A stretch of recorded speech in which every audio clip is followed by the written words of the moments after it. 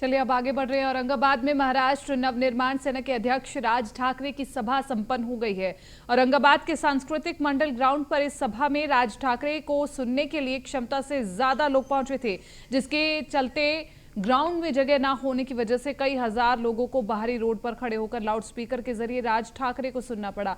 इस सभा में पहले तो राज ठाकरे ने एनसीपी अध्यक्ष शरद पवार पर हमला बोला और कहा कि महाराष्ट्र की यह हालत जाति भेद के लिए शरद पवार से जिम्मेदार है। तो दूसरी ओर मस्जिदों पर लाउडस्पीकर को लेकर जो विवाद चल रहा है उस पर भी राज ठाकरे ने कड़ी चेतावनी दी है। जब राज ठाकरे का भाषण चल रहा था उस वक्त मस्जिदों से आजान की आवाज आने के बाद राज ठाकरे गुस्से में नजर आए और पुलिस को कड़ी चेतावनी देते हुए कहा कि पहले जाके इसे बंद कराएं, अगर ऐसा नहीं होता तो इसके बाद जो होगा उसकी जिम्मेदारी हमारी नहीं होगी। साथ ही ठाकरे ने यह भी कहा है कि मस्जिदों के साथ साथ मंदिरों और दूसरे धार्मिक स्थलों से भी लाउडस्पीकर हटाया जाए।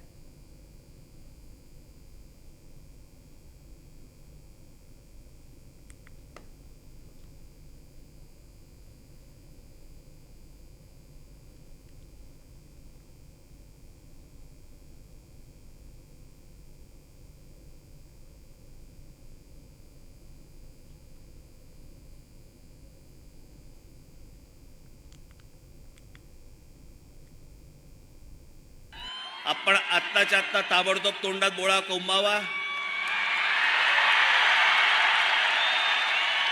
त्यांना जर सहज सरळ मार्गाने जर समजा समजत नसेल तर मग त्याच्यानंतर महाराष्ट्रात काय।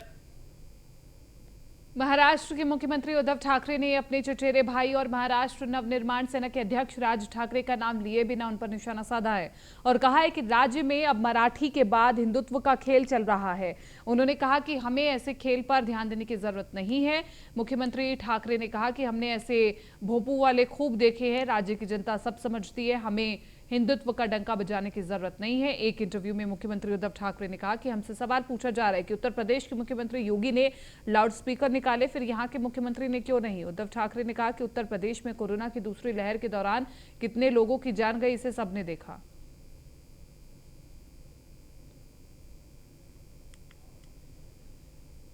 राष्ट्रवादी कांग्रेस पार्टी के मुख्य प्रवक्ता महेश भारत तापसे ने कहा कि राज ठाकरे अगर शिक्षा, स्वास्थ्य, रोजगार, सामाजिक और धार्मिक एकता के लिए अल्टीमेटम देते हैं तो हम सभी उनका स्वागत करते, लेकिन अब ये राज ठाकरे पर निर्भर है कि वो भारतीय जनता पार्टी की ओर से दी गई स्क्रिप्ट को बंद कर दे। इसी के साथ महेश तापसे ने कहा कि पवार साहब जैसे सक्रिय नेता की आलोचना किए बिना हमें प्रचार नहीं मिलता और इसलिए कुछ नेता उनके बारे में बात करते हैं।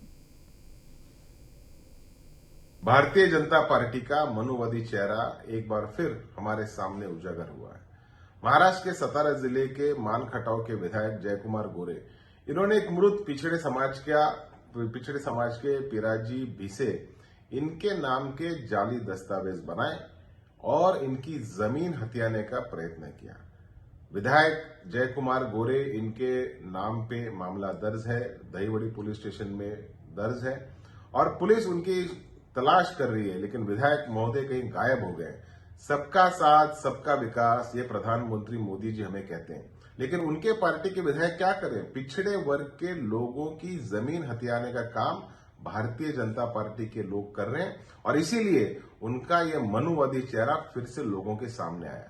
आपने देखा है कि उत्तर प्रदेश में पिछड़े वर्ग लोगों को पैर चटवाने का काम किया गया, वहां पे भी भारतीय जनता पार्टी की सरकार है और सतारा जिले के मान तहसील के विधायक अब फरार हो चुके हैं, उनको पकड़ा। महाराष्ट्र के गृह मंत्री दिलीप वालसे पाटिल ने सोमवार को कहा कि औरंगाबाद में मनसे प्रमुख राज ठाकरे का भाषण का उद्देश्य समाज में फूट पैदा करना था। इसके साथ ही वालसे ने उनके खिलाफ कार्रवाई के संकेत भी दिए। गृह मंत्री वालसे ने कहा कि रविवार को औरंगाबाद में एक रैली में ठाकरे का भाषण केवल राकपा अध्यक्ष शरद पवार पर हमला करने की इर्द गिर्द केंद्रित था और आपको बता दें कि महाराष्ट्र नवनिर्माण सेना प्रमुख ने राकपा प्रमुख पर महाराष्ट्र में जाति की राजनीति करने का आरोप लगाया था और कहा था कि उन्हें हिंदू शब्द से एलर्जी है।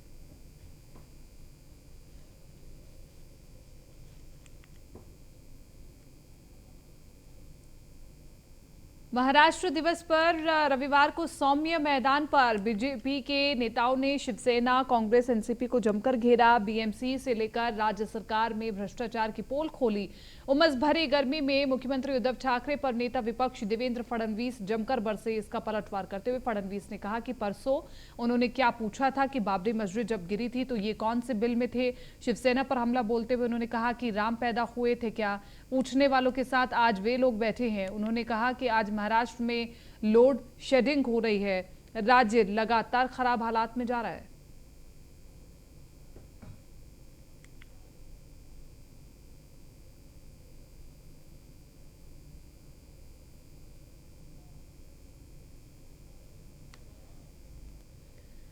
इन दिनों महाराष्ट्र नवनिर्माण सेना पार्टी और पार्टी के अध्यक्ष काफी चर्चा में, लेकिन मनसे पार्टी के पार्टी चिन्ह पर आक्षेप जताकर जल्द कार्रवाई की मांग मराठा क्रांति ठोक मोर्चा के आबा साहेब पाटिल ने की है।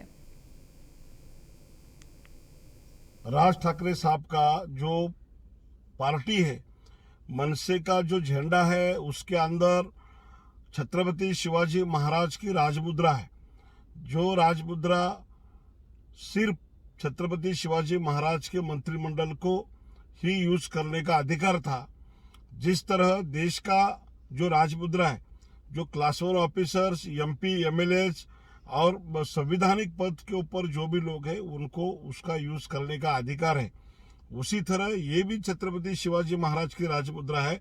उसको भी जो छत्रपति शिवाजी महाराज के मंत्रिमंडल के अंदर लोग थे उनको ही यूज करने का अधिकार था। लेकिन जानबूझकर इस झंडे के अंदर छत्रपति शिवाजी महाराज की राजमुद्रा डाल के छत्रपति शिवाजी महाराज का अवमान करने का काम ये मनसे पार्टी ने किया। राज ठाकरे साहब का जो पार्टी है, मनसे का जो झंडा है उसके अंदर छत्रपति शिवाजी महाराज की राजमुद्रा है। जो राजमुद्रा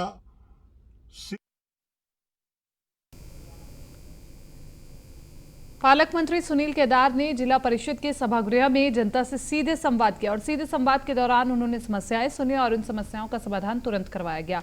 साथ ही विविध विभाग के बड़े अधिकारी को फटकार लगाते हुए कहा गया कि आपको जनता की सेवा हेतु नौकरी पर रखा गया है। अगर जनता को आप तकलीफ के भागीदार बनते हैं तो प्रशासन में आपकी क्या आवश्यकता है।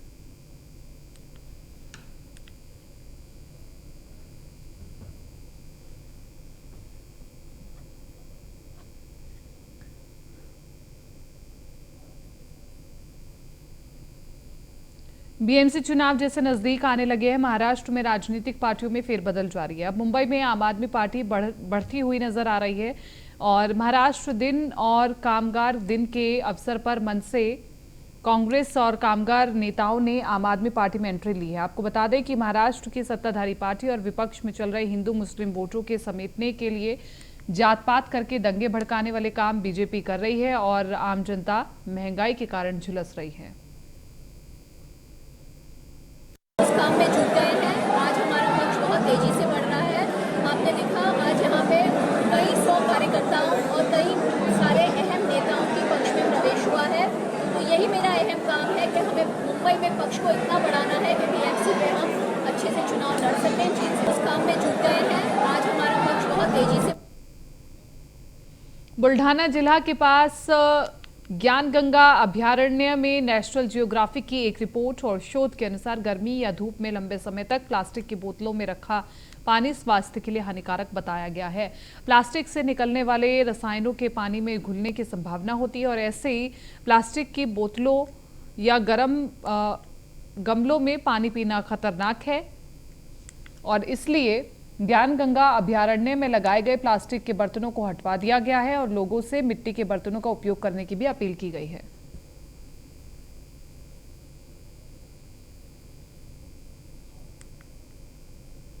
बॉलीवुड के दिग्गज अभिनेता धर्मेंद्र देओल को ब्रिज कैंडी अस्पताल से छुट्टी मिल गई है। अब वो पूरी तरह से स्वस्थ है। दरअसल उनके कमर में तेज दर्द उठने के बाद उन्हें मुंबई के ब्रिज कैंडी अस्पताल में आईसीयू में एडमिट किया गया था, जहां उनका 4 दिनों तक आईसीयू में इलाज के बाद बीते रात उन्हें हॉस्पिटल से डिस्चार्ज किया गया। अब वो पूरी तरह से ठीक है। अभिनेता ने घर आते ही अपने स्वस्थ होने की जानकारी सबसे पहले प्रशंसकों को दी।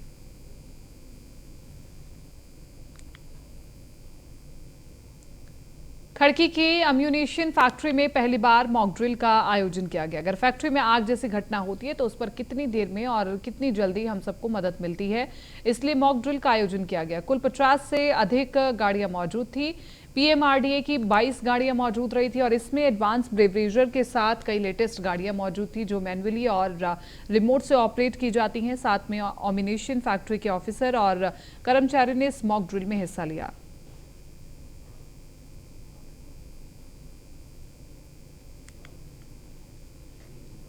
महाराष्ट्र राज्य में गर्मी के कारण पिछले 2 महीनों में 25 लोगों की लू लगने से मौत हो गई है। ये पिछले 8 साल में सबसे ज्यादा रिकॉर्ड किया गया है। महाराष्ट्र में लू लगने से 374 लोग प्रभावित हुए हैं। नागपुर में मरने वालों की संख्या सबसे ज्यादा 44% है। राज्य में अधिकांश हिस्सों में पारा इस समय 45 डिग्री से ऊपर है। नागपुर में 11 और जलगांव में 4 लोग मारे गए हैं। लू लगने से अस्पताल में भर्ती होने वाले की संख्या भी ज्यादा है।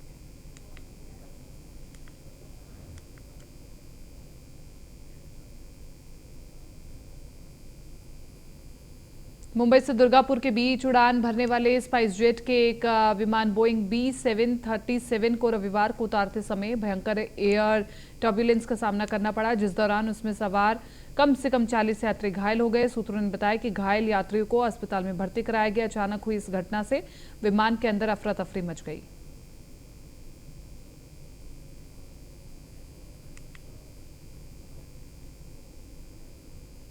महाराष्ट्र में अकोला जिले में एक गांव के बांध में भैंस को नहलाने के लिए ले गई गांव की एक महिला समेत उनकी 2 बेटियों के डूबने की घटना सामने आई है। आपको बता दें कि मां और बेटियां अपने घर की भैंस को नहलाने के लिए ले गई थी। बांध के पानी की मात्रा का अंदाजा न होने की वजह से उनकी पानी में डूबने से दर्दनाक मौत हो गई।